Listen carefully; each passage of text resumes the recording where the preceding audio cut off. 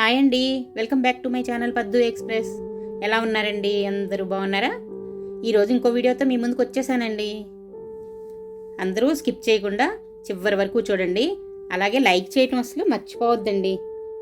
ఇప్పుడు చాలా సింపుల్ ఐటమ్స్తో చాలా టేస్టీగా చేసుకోగలిగే చూసారా గుత్తి వంకాయ ఎలా చేసుకోవాలో చూపిస్తాను. ఇది కనుక చేసుకున్నారంటే అసలు ముద్ద మిగలకుండా మొత్తం ఖాళీ చేసేస్తారండి, అంత బాగుంటుంది. ఇప్పుడు దీనికి కావాల్సిన పదార్థాలు చూడండి. వంకాయలు రౌండ్గా ఉండేవి, లేతగా ఉండేవి తీసుకున్నాను. అలాగే నూనె, ఉప్పు, నా చిల్లీ పౌడర్ తెలుసు కదండి. ఇది చాలా సింపుల్గా చేసుకోవచ్చు. ఎలా చేసుకోవాలో డిస్క్రిప్షన్ బాక్స్లో లింక్ పెడతాను, చూడండి.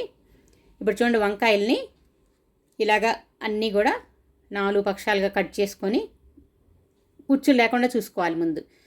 అలా కట్ చేసుకుంటే పుచ్చులు ఉన్నాయో లేదో తెలిసిపోతుంది. పుచ్చులు లేకుండా చూసుకొని చూడండి, దీని లోపల సాల్ట్ పెట్టుకుంటున్నాను చూసారా. ఇలా సాల్ట్ ఎందుకంటే ఇవి లావుగా ఉంటాయి కదా, పై పైన ఉడికిపోతాయి, కానీ లోపల సాల్ట్ పట్టదనమాట. మనం వేసుకున్న ఉప్పు కారం పై పైన పడతాయి, లోపల పట్టవు. అందుకని చెప్పి సాల్ట్ లోపల పెట్టుకున్నాం అనుకోండి, అది చక్కగా ముక్కకు పట్టి చప్పదనం లేకుండా టేస్ట్ బాగుంటుంది అనమాట. అందుకని చూడండి, అన్నిట్లో కూడా ఇలాగా పెట్టుకుంటూ ఉన్నాను చూడండి. ఇలా ప్రతి దానిలో కూడా ఇలా పెట్టుకొని అన్నీ రెడీ చేసి పెట్టుకోవాలి. ఈ వంకాయలు ముందుగా నీళ్ళలో వేసుకున్నాను కదండి, ఆ తడి ఉంటుందన్నమాట. మనం ఉప్పు పెట్టుకునేటప్పుడు ఆ తడి ఉండటం వలన బాగా ముక్కకి పడుతుంది. లేదంటే పొడి పొడిగా ఉంటే ఉప్పు పట్టదనమాట, రాలిపోతూ ఉంటుంది.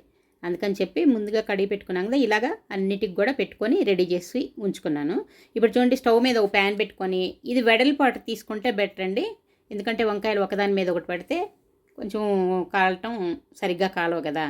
దీనిలో ఇప్పుడు ఒక 2-3 స్పూన్లు ఆయిల్ మాత్రం వేసుకున్నాను.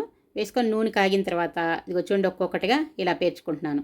ఇందుకే నేను చెప్పింది వెడల్పాటి ప్యాన్ తీసుకోవాలని. చూడండి, అది ఒకదాని మీద ఒకటైతే పైన ఈ ఉడకవు కదా, అడుగుని ఉడికిపోతాయి, పైన ఈ ఉడకవు కదా. అందుకని చెప్పి చూడండి, ఇలా ఇవేమి నేను ఆయిల్లో డీప్ ఫ్రై చేయట్లేదు. చూడండి, మూత పెట్టి మగ్గనిస్తే ఒకవైపు కాలిపోతాయి. ఈయన ఇప్పుడు రెండో వైపు తిప్పుకుంటున్నాను చూడండి. ఇలాగా రెండో వైపు కూడా అన్నీ తిప్పుకొని మళ్ళీ కొంచెం మూత పెట్టుకొని మళ్ళీ కాసేపు మగ్గనివ్వాలి. ఇలా చేసుకుంటూ ఉంటే తక్కువ ఆయిల్తోనే మనం బాగా టేస్టీగా చేసుకోవచ్చండి, బాగుంటుంది. చూడండి, ఇప్పుడు రెండో వైపు కూడా మగ్గిన తర్వాత మళ్ళీ సైడ్లు కూడా కొంచెం పచ్చిగా ఉంటుంది కదా, సైడ్ని కూడా తిప్పుకుంటున్నాను చూడండి. ఇలా ఒక సైడ్ తిప్పుకొని మళ్ళీ కాసేపు మూత పెట్టి మళ్ళీ మగ్గనివ్వాలి. చూడండి, మళ్ళీ ఇప్పుడు తీసి రెండో వైపు కూడా మళ్ళీ సైడ్లో ఇంకో వైపు ఉంటుంది కదా, ఇంకో వైపు కూడా ఇలాగా అన్ని వైపులా తిప్పుకుంటూ ఇలా నిదానంగా తిప్పుకోవాలన్నమాట. తిప్పుకుంటూ కాల్చుకోవాలి వీటిని. చూడండి, ఇలా అన్నీ వేగిపోయినాయి చూసారా. ఇప్పుడు నా చిల్లీ పౌడర్ ఉంది కదా, దీన్ని వీటి మీద ఎలా వేసుకుంటున్నానో చూడండి. ఇవి ఘాట్లు పెట్టుకున్నాం కదా, ఘాట్లు మధ్యలోకి వేసుకుంటున్నాను. ఎందుకంటే మళ్ళీ పైన చల్లుకుంటే లోపల కారం పట్టదు కదా. మనం ఉప్పు పెట్టుకున్నాం కానీ ఇప్పుడు కారం కూడా దానికి పట్టాలి కదా.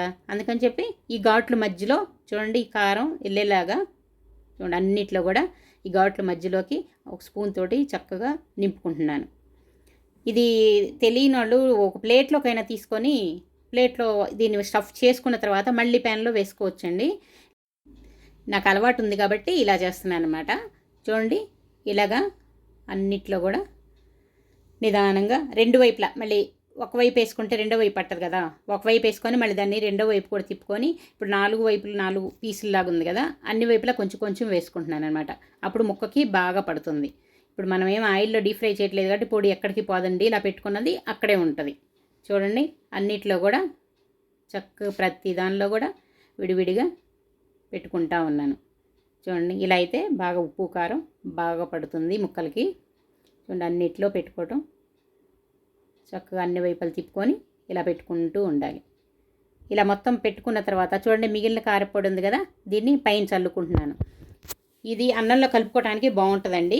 చూడండి, లోపల ముక్క పట్టింది, ముక్కకి టేస్ట్ ఉంటుంది, కానీ పైన అన్నంలో కలుపుకోవడం కోసం ఇలా పైన కొంచెం చల్లుకుంటున్నాను. చల్లుకొని అన్నీ కలిసేలాగా బాగా కలుపుకుంటున్నాను. చూడండి, ఇది నూనెకి పట్టే వరకు మాత్రమే వేసుకోవాలండి. మరీ ఎక్కువ వేసుకుంటే పొడి పొడిగా ఉండి డ్రైగా ఉండిపోద్ది అనమాట, అది టేస్ట్ అంత బాగోదు. నూనె ఎంతవరకు ఉండో నూనె పట్టే వరకు మాత్రం వేసుకోవాలి.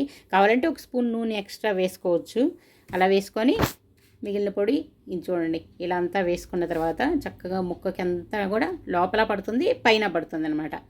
ఇది అన్నంలో కలుపుకొని తింటాం. దీనికి అన్నంకే కాదండి, చపాతీలకి, దోశలకి వాటికి కూడా చాలా బాగుంటుందండి ఇది.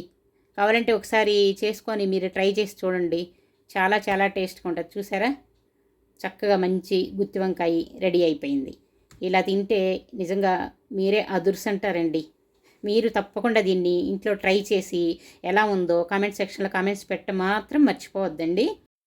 చాలా ఈజీగా సింపుల్గా చేసుకోవచ్చండి. మీరు కూడా తప్పకుండా ట్రై చేయండి. అలాగే ఈ వీడియోని ముందు లైక్ చేయటం మర్చిపోవద్దు. అలాగే షేర్ చేయండి అందరికీ, ఫ్రెండ్స్కి, బంధువులకి. ఇంకా సబ్స్క్రైబ్ చేసుకొని వాళ్ళు ఉంటే త్వరగా సబ్స్క్రైబ్ చేసుకోండి. ఇలాంటి మంచి మంచి వీడియోలన్నీ చూడగలుగుతారు. నేను మళ్ళీ మరో వీడియోతో మీ ముందుకు వచ్చే వరకు సెలవండి. Bye bye.